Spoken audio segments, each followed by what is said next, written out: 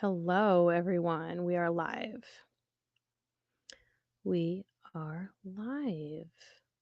I'm just going to check in on Facebook just to make sure that all is going well in the social media world. Very nice.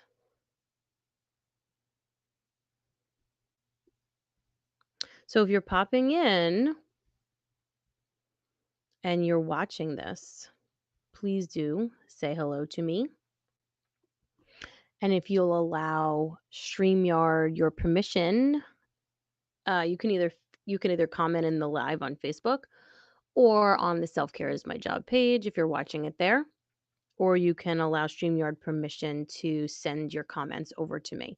We're going to be talking about letting go today, depending on where you are in the world. Welcome to Self Care is My Job. My name is Samantha Long. I'm a yoga instructor and a self care mentor. So that means that my purpose is to motivate and mentor anyone who is willing and open to listen um,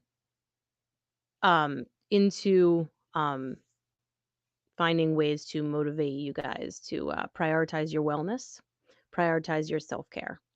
And when I talk about self care on this show, it should be and could be very personal to you, which is why we end up having these awesome conversations with people that are in all kinds of modes of wellness, whether it is specifically a health coach who helps people find their happy weight and learn about intuitive eating, or whether it's the other spectrum of talking with somebody who is a spiritual guide of some kind, or whether we're talking about finding ways, modes to manage your mental health with talk therapy and self advocating for treatment and diagnoses that you might need, all over the map because everybody is dealing with something different.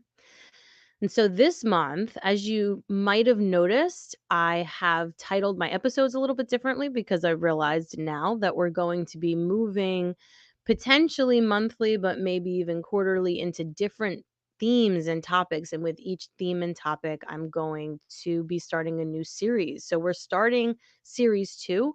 We completed series 1, which was on mind, body, and spirit. So if you watch any of the episodes, past episodes from January, February, and March, we were focusing respectively on mind, body, and spirit.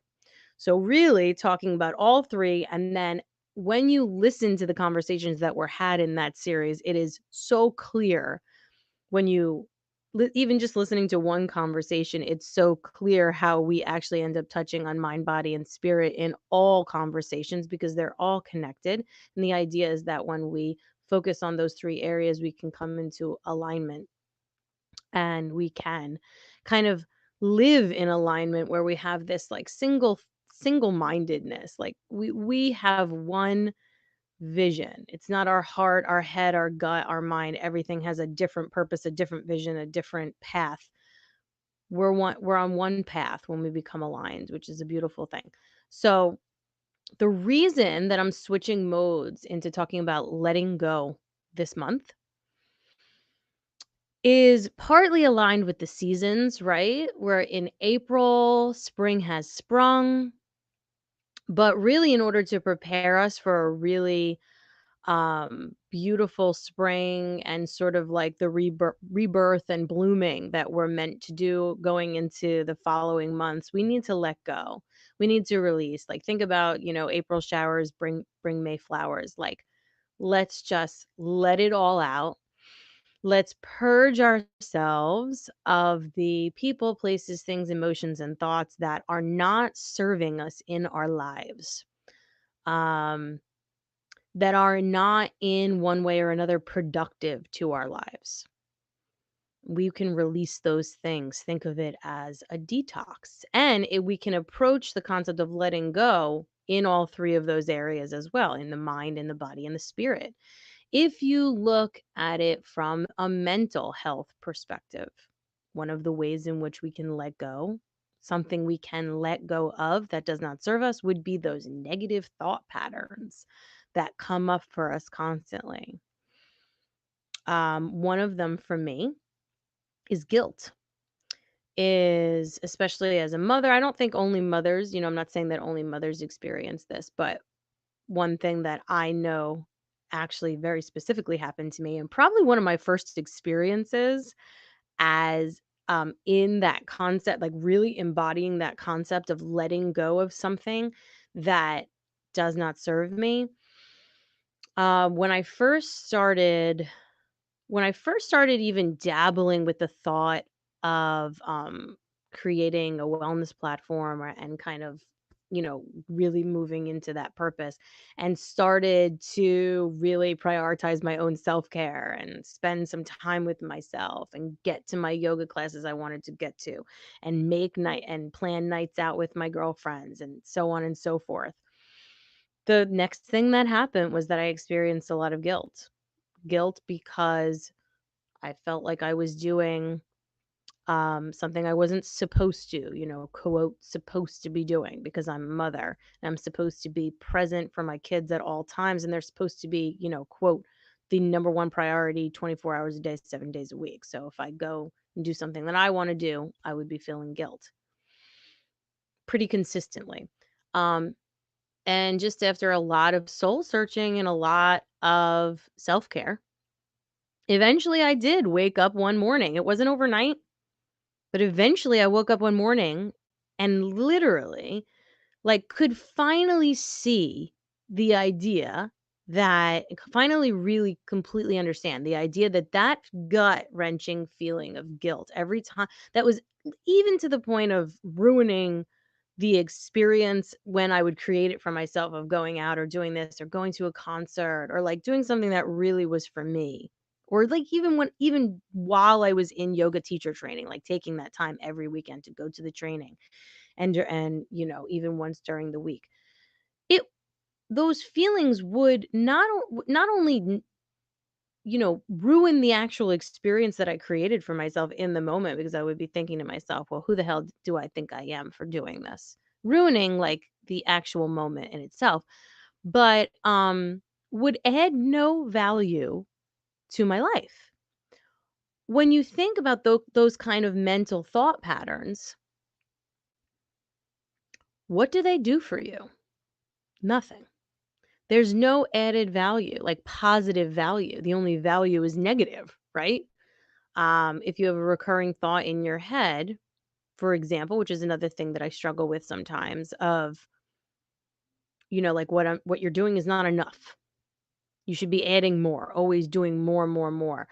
Even if you're a stay-at-home mom and you look around at your house and you're like, are you kidding me? Like, where did the day go? The house is still a mess. And my whole plan for the day was to tidy up this house. And what the hell happened? Um, or, maybe you're a working mom, or maybe you have a full-time job and you're thinking to yourself, well, oh my God, here I am. I'm exhausted. I came home from work and I don't have anything left in me for my kids. It's always that feeling of like I didn't do enough. So this is what I'm talking about from a mind perspective and letting go. These negative mental patterns on repeat, mental patterns, or I should say thought patterns, as in these thoughts creep up on you every freaking day and they replay and they replay. Um, I had a really interesting exercise that I ended up talking through with my therapist, and she suggested that I start writing down these things that would pop into my head, these mental patterns that would pop into my head. Um, and let's just say that I had no idea that just how often these thought patterns were on repeat. Like I'm talking about thinking that thought of who the hell do I think I am doing this for myself? Or even like, who the hell do I think I am having a podcast and a YouTube show? Who the hell do I think I am? That like sort of imposter syndrome coming in telling us that we're not worthy, right? These type of thoughts on repeat. I'm talking about I wrote it all down and it would come up repetitively. So, and by doing exercises like that or just sort of really, taking some time to sit down, whether it's with a pen and paper or not, and just think about what types of thought patterns repeat for you that do not serve you in a way, that do not enhance or improve your life in any way.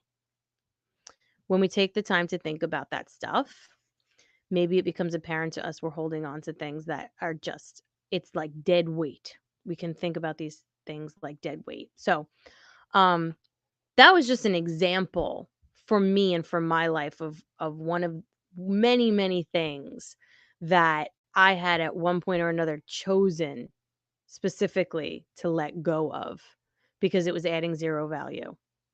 I polled Facebook on this topic, and it was so revealing and so useful for me to see what other people, what their thoughts are on letting go, as in um what is, like I could say, I could talk all day of course about what it means to me, but what does it mean to everyone else? What could you let go of that would then therefore help you in your life, that would allow you to blank in your life? I let go of blank so that I can blank, right?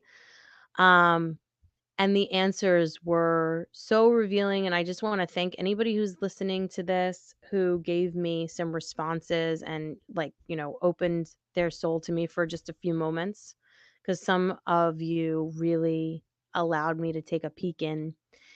And what was interesting about it is that, of course, so much of what people think they should and could let go of that would help their life, it's all connected. We're all in this like same space together, battling many of the same obstacles because they all kind of align together. Here are some of what people think that they could let go of: guilt, anxiety, fear, self doubt, comparisons, overthinking, anger, expectations, as in expectations of others, the expectations of others that are sort of set upon you, your limiting beliefs, your negative thoughts, and old patterns were some of the things that came up. Um,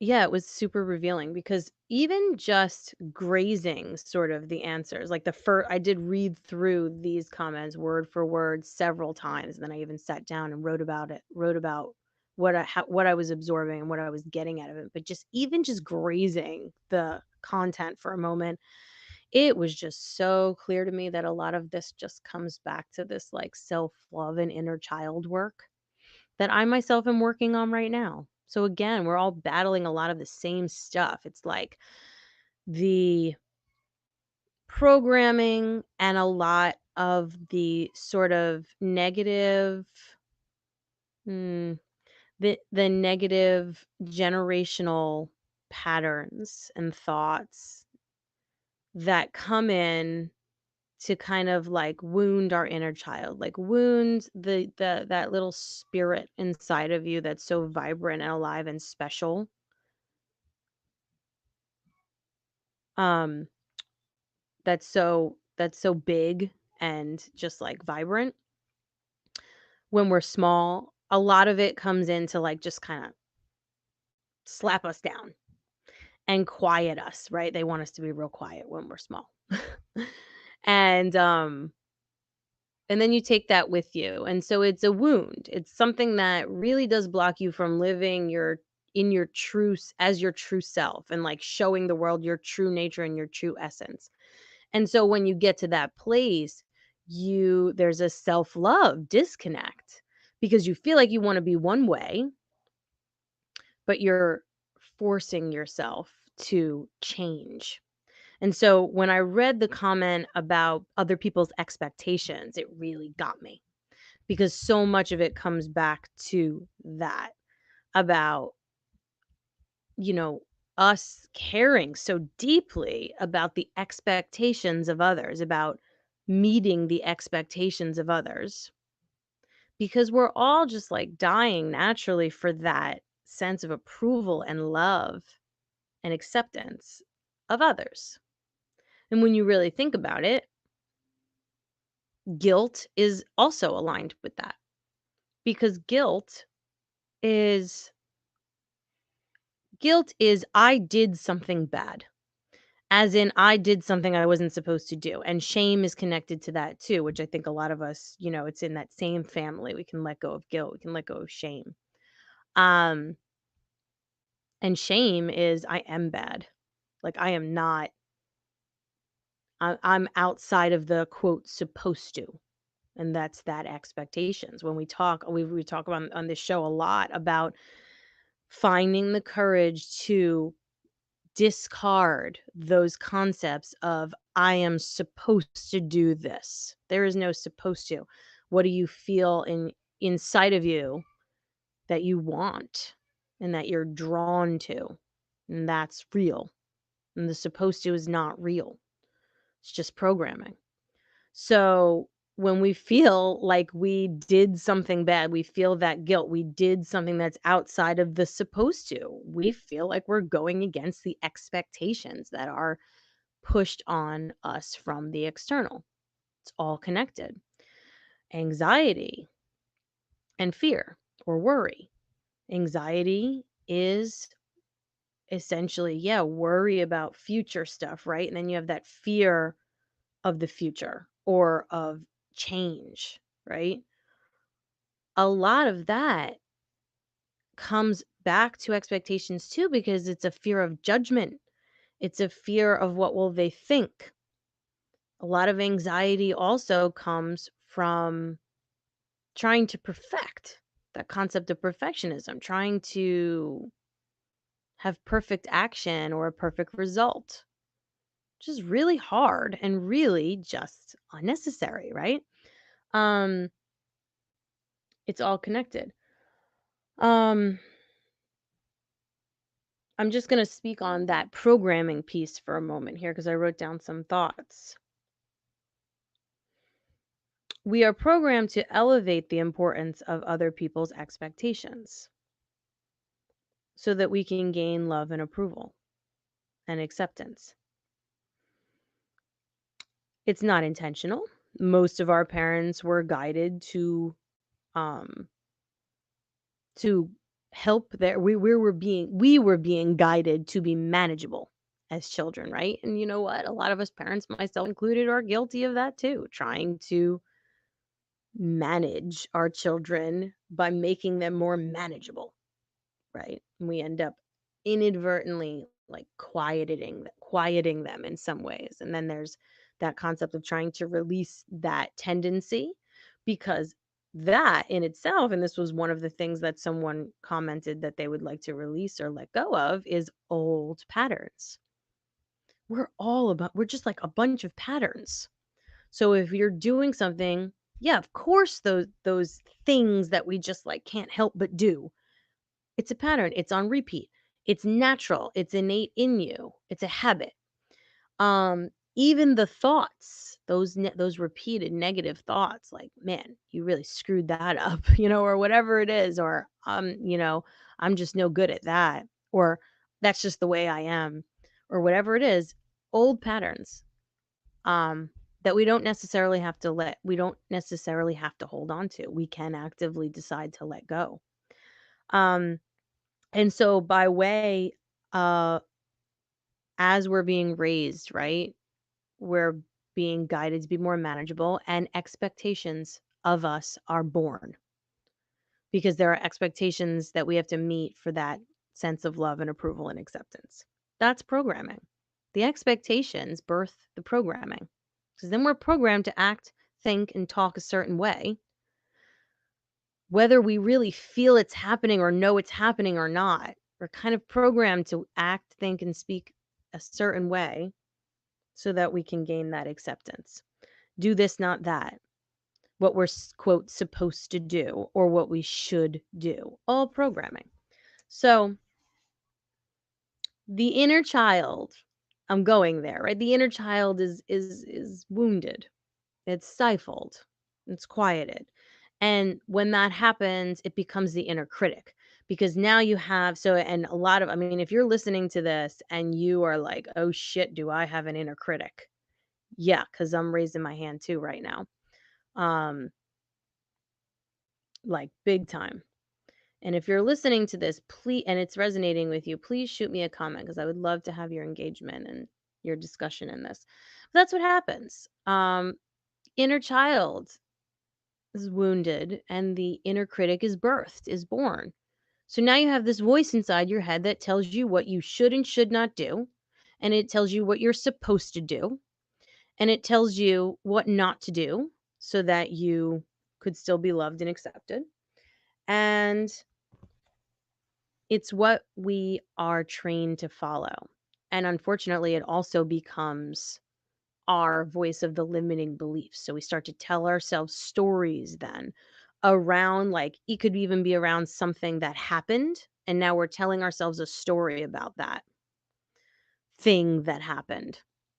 Um, and all of a sudden, that story births a whole belief about ourselves that we're good at something, not good at something, that it's just, again, back to like, this is just the way in which I am, or I could never do this. We tell ourselves these stories and they become limiting beliefs. So you go down this whole road. And like I said, a couple of people had commented, if I could just let go of my limiting beliefs, that would really enhance my life. Of course, because they're just that. They're limiting and they're based on programming. They're based on stories. They're not based on you and what you want and what you feel. And what you're drawn to. So there's that concept of should, right? What we should do. Now, when we're ready to break out of that program, when we're ready to do something new or enact some kind of change in our lives, which is exactly like as a self-care mentor, what I like to work with people to do.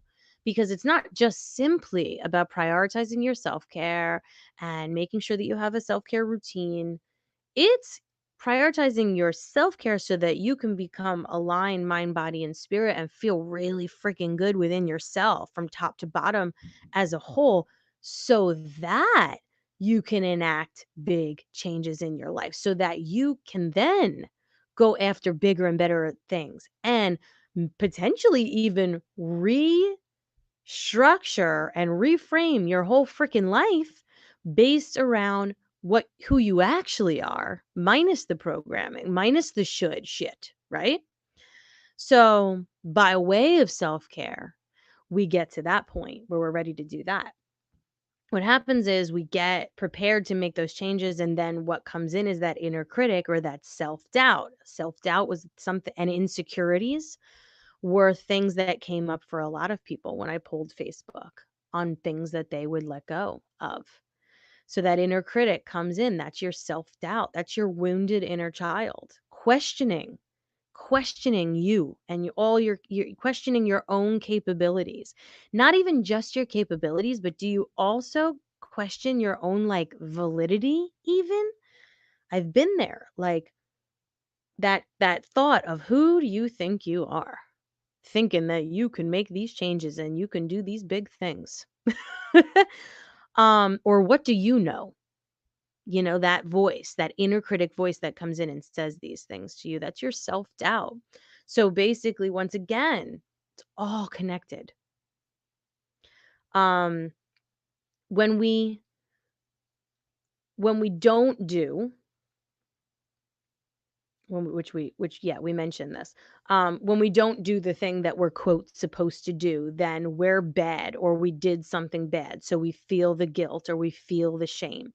And so those little stories of I'm no good, or like for me, like it'll be a thought really when I start to prioritize myself that I have to battle regularly of like, well, you're a shit mom because you're leaving when you should be staying, kind of thing.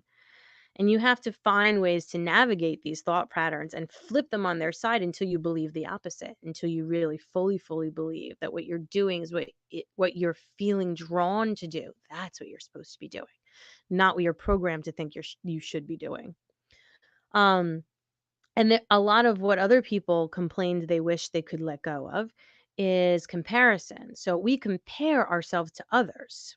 This is going either even deeper into that expectations piece, which people said, oh, I wish I could let go of expectations. It's all connected. We compare ourselves to others when we keep ourselves in that box of expectations, because then your uniqueness, like your you-ness, that's like so what was so vibrant and real inside of you from your youngest years, that you felt I'm special in this way, and then all of this programming and these potentially even more negative experiences and traumas might have come in to like totally dismiss all of that and help you contort and change yourself. So all of that uniqueness fades away because now we're putting ourselves into these boxes to meet everybody's fucking expectations. So your uniqueness fades away. And now we're all competing against each other for fitting who can fit into this little perfect box the best. So of course we end up comparing. We end up comparing each other, comparing ourselves to the next person and the next person. Who can do the should best? That's what comparing is. Who's doing what we should be doing best? So as soon as we let go of the expectations of pleasing, of, what you've probably heard that term, right? That people pleasing. We let go of expectations and we can really just live based on our own inner voice and not trying to change ourselves to fit inside of a box of expectations. Then comparison and us comparing ourselves to others and then the insecurities that come up because of that can fade away. Yes, easier said than done. I agree 100%, but it's something that we can work on together as a group, and we can talk about it so that there is a normalizing of it. And me discussing it right now, if it plants a seed in one person's head, right? Literally, if one person is listening right now, that's like, "Ooh, yeah, Sam." Then I did what I wanted to do, you know? Um, when we overthink, so another thing, that many people said they wish they could let go of, was overthinking. When we overthink, it's because we don't trust ourselves. So it's that self-doubt coming in, because now that every time we try to do anything outside of the expectations, that inner critic comes in to tell us what we should be doing, and there you have self-doubt. Because we don't trust ourselves. That's the self-doubt. So every time we overthink, it's based on that. And really it's because our intuition has been stifled by all that second guessing. And not only the second guessing of our power and our capabilities, but our validity. Like, am I enough? Um, second guessing whether or not I have the capability to come on here and have a full on talk about letting go and about all the other topics that we've covered on this show. If you don't think that I have thoughts before coming on here and being like, who the F do you think you are coming on here to have these big conversations? Absolutely, I do. Absolutely, I do. But there is a voice inside of me that's getting more and more, that's getting louder and louder, that is slowly but surely starting to out talk the inner critic. So I have my inner critic that's helping me to second guess my every move, and and my every move wants to be led by my inner voice, my intuition, my yeah, like what I feel just drawn and called to. And those are the things that I want to be doing. And the inner critic comes in and tells me what I should and shouldn't be doing. Those are two different spaces to live in, and only it actually you talk about doing the work. You've probably heard that phrase, right? Like, "I'm doing the work right now. I'm in therapy. I am prioritizing my self-care in many different ways." I'm gonna speak in a moment about having a shamanic healing session the other day. I'm testing the waters in a lot of different areas. This is the work I'm doing to release, to let go, to release and let go of what does not serve me, including these thoughts that everyone else is having too. I'm here with you, experiencing it. I'm just talking about it. Um, and learning so much in the process just by talking about it. Um, so all of the answers were so aligned. So I just come back and sort of close that piece of this episode with that reminder that we're all in this together because we are all collectively experiencing so many of the same things that lead back to the same stuff. So really just feel that for a moment, that oneness for a moment, and embrace that because you're not alone in what you're struggling with if any of this resonates with you. Um the one thing that I wanted to add from my own personal experience, like I said, I did. And if anybody wants to learn about my experience recently, as of last week, I had a shamanic healing experience. So, a lot of a shamanic healing session. I have a friend who's a shaman, and she, in a nutshell, took me through a guided meditation. I intuitively chose a rock, or a crystal or gem. Like there was a piece where I could choose an item that she had on, and this was totally done virtually. There was a lot to this, which I could fill you in on separately, but the point of the session was, for me personally, was to release a lot of what I was holding on to. And one thing that I learned that really just resonated with me, and I needed to share it here on this episode, is like, I've been doing so much work, like I was saying lately, to become super hyper aware of the things that hold me back from enacting these changes in my life, from really listening to this inner voice. Like, that's so much of the work I'm doing right now for myself. Um, and so when you become there's that first step of self-awareness, which I talk a lot about, self-awareness. We cannot, unless you enact some you prioritize certain forms of self-care, which can be meditation, journaling, talk therapy, whatever it is for you personally. Um, just sitting in silence, just pausing more, because sometimes we literally have no idea what's going on with us unless we actually take the time to pause, and most of us are in just go, go, go mode all the time. So whatever that small or big piece of self-care is that's going to allow you to become self-aware. Okay, good. Now we're here, right? Now we're getting to the nitty-gritty, which is where I'm at right now. I'm getting to the nitty-gritty of what it is that's holding me back.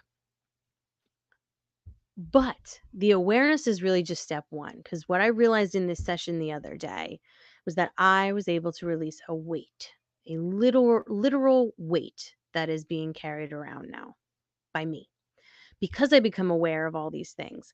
What I was not realizing was that there is this weight to these awarenesses. Because when you become aware of something, it's like, kind of seeps outside of yourself, so you can take a good hard look at it, right? But now the question is, are you allowing it to release? Are you allowing it to go? Are you sort of consciously really releasing it? Deciding, really committing to letting it go? Or are you just like embodying it? Almost like you put it, like, like the tortoise that puts everything on its shell, right? And you just walk around with it. Not only walk around with the weight of it, but actually make it like now it's a part of you. So I'm aware of this way in which this thing that happened when I was a child affected me. So I'm aware of this.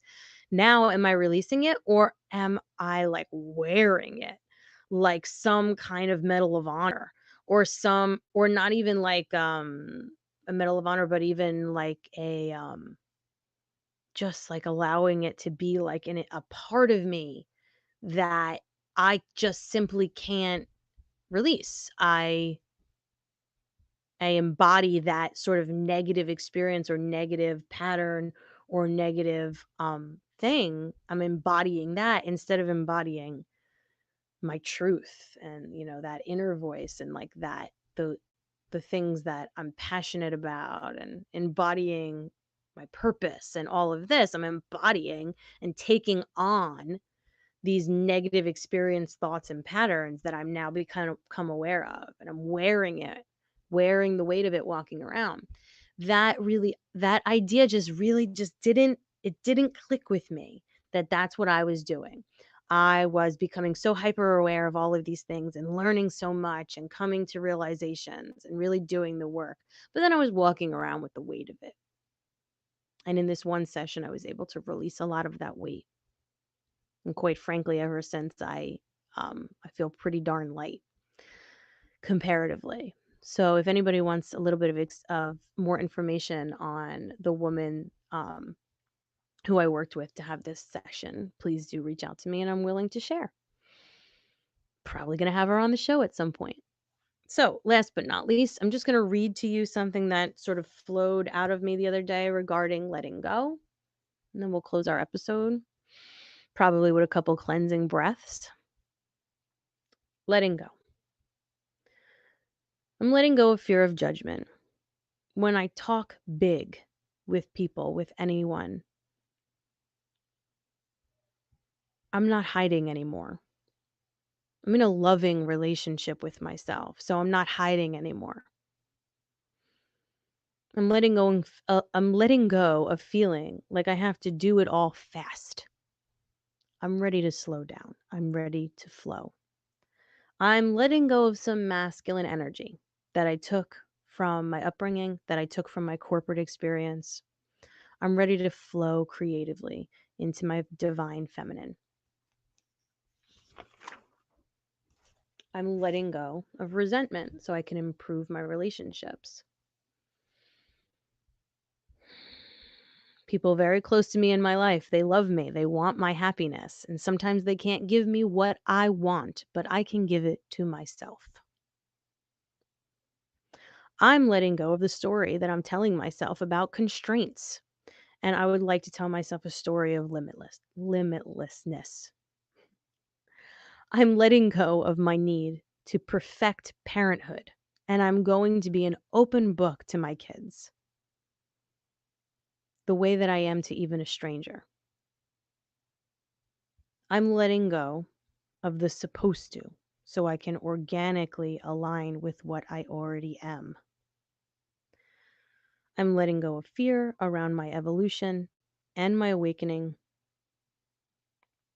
and even if it creates distance between me and others. So, again, if you're listening to this and any of this resonates with you, please either comment or feel free to send me a direct message. Just take a couple of breaths with me wherever you are. If you are seated in some way or standing, allow your feet or your bottom to release down to the foundation beneath you. You can leave your eyes open or close them. Just soften your eyes a little bit if you're leaving them open. Relax your shoulders away from your ears. Take a nice deep breath through your nose and open your mouth and let it go. And see if you can lengthen your exhale and press every ounce of excess stale old air out of your body. Take another inhale through your nose. Open your mouth and let it go. And one last time, inhale through the nose. Let your exhale be audible. Let yourself settle even further to the space that you are in. At the bottom of your exhale, let your breath come back to normal. I hope this was helpful to you in some way. I want to hear whatever thoughts this stirred up for you. Please do communicate with me. And please, please, please, if you're watching, please subscribe on the YouTube channel. Self Care is My Job. Or maybe even follow on your podcast platform, Spotify, Google Podcasts, Apple Podcasts, whatever you got.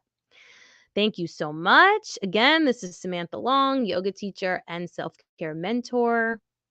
You can join me in my free Facebook community in my group if you'd like, which is Self Care with Sam. And there's going to be a lot more discussions on other concepts of letting go throughout the month. If you have any like suggestions or recommendations, let me know. Take care of yourself. Namaste.